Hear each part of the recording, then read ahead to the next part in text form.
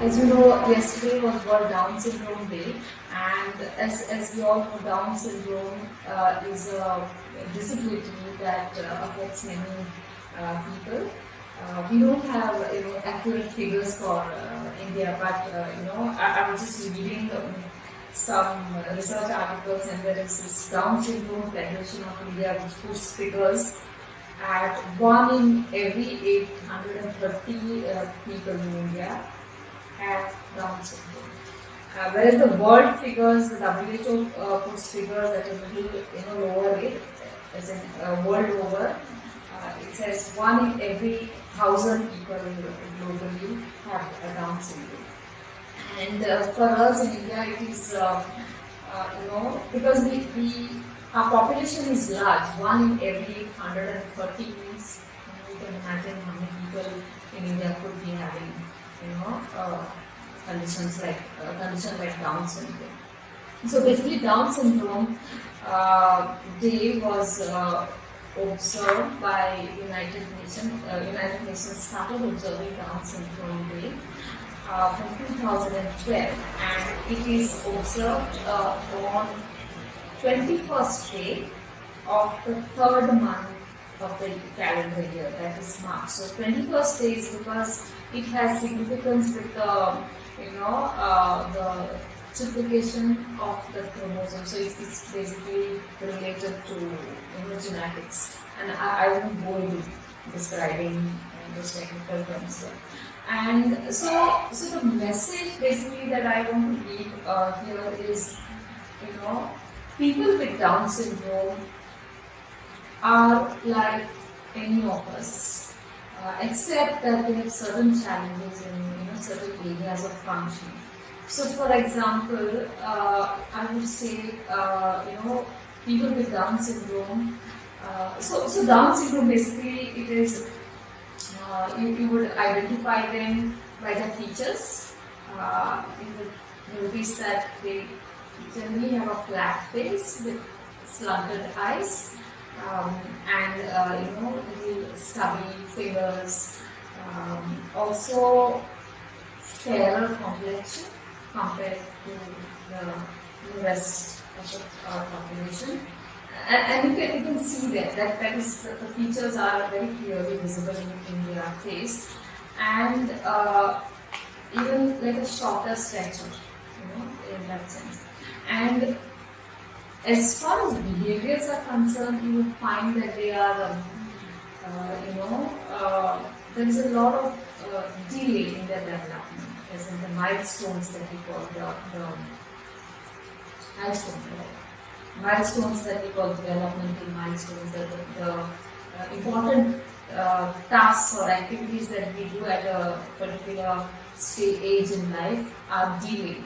Sometimes they're slightly delayed, or sometimes they are very much delayed. So, for example, speech may be delayed,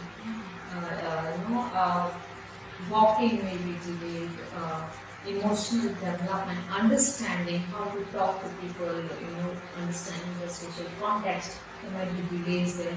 You would find that people with Down syndrome, especially young children, have difficulties concentrating. They can't focus attention for a long period on a particular task.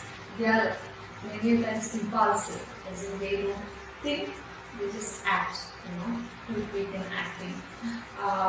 But on the positive side, we are very affectionate people.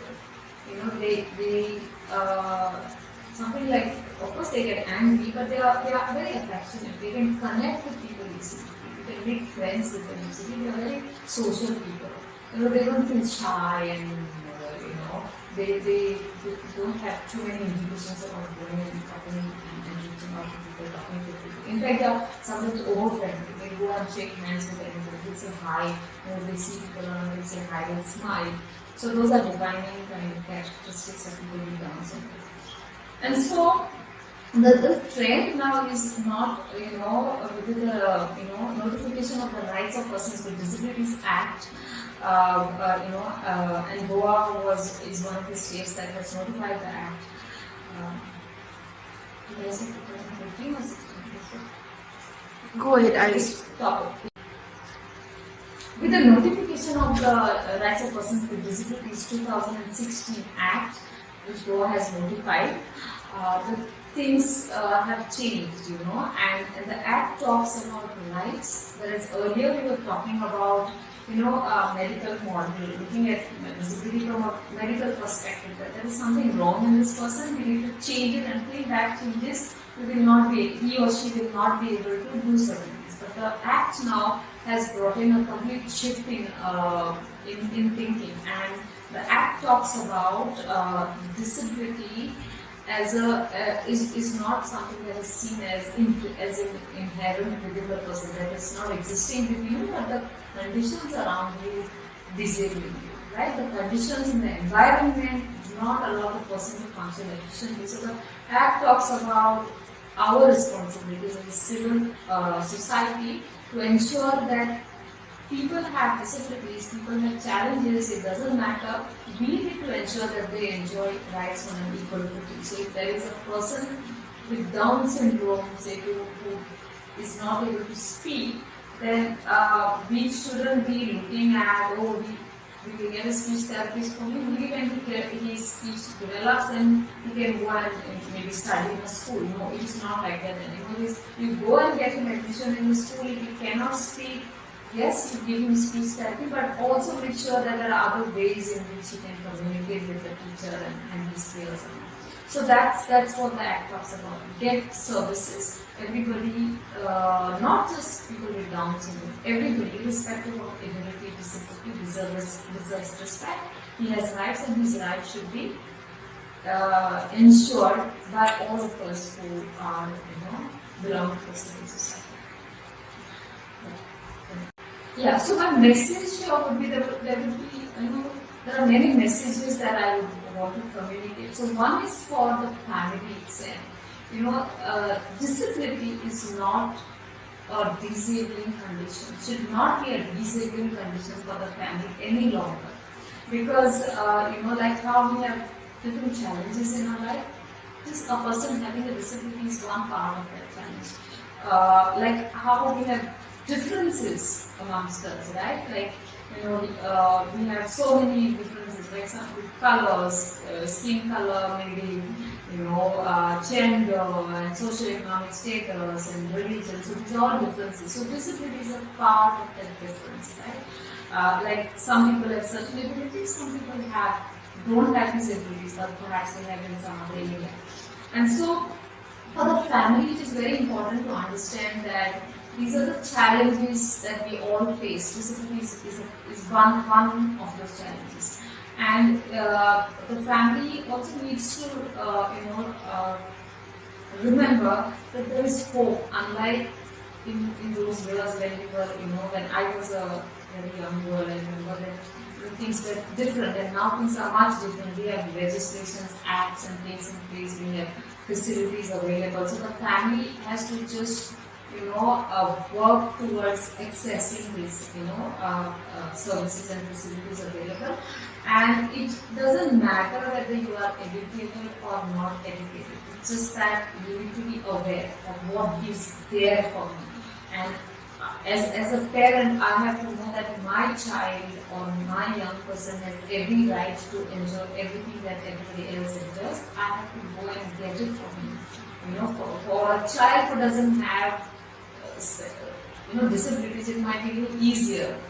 I don't have to go and hunt for specific services, but here you have to do extra effort to find those services and facilities. And one place to go to would be the Directorate of Social Welfare. That's where all those facilities, everything is, whatever your child can access would be there. School going children, you would go to the Department of Education. Once you go there, it doesn't mean that once you walk there, they will lay a red carpet for you and say, look, you can take this food. It doesn't work like that. We as families have to be, ready to face certain challenges and move on. And there are some facilities available, so that's one thing that the families have to, look for.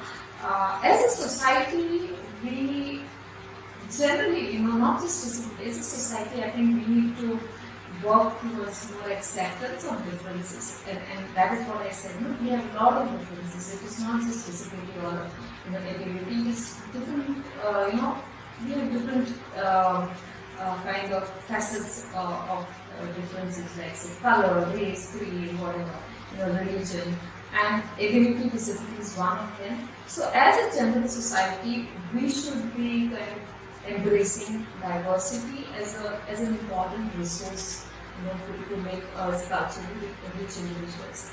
And I would say it is very much responsibility of the community leaders to promote this kind of culture of acceptance within the community, culture of support, to people who are perhaps less fortunate than us, and then get the community to bond together, to accept and to support people who face certain challenges. So that's a message for the community.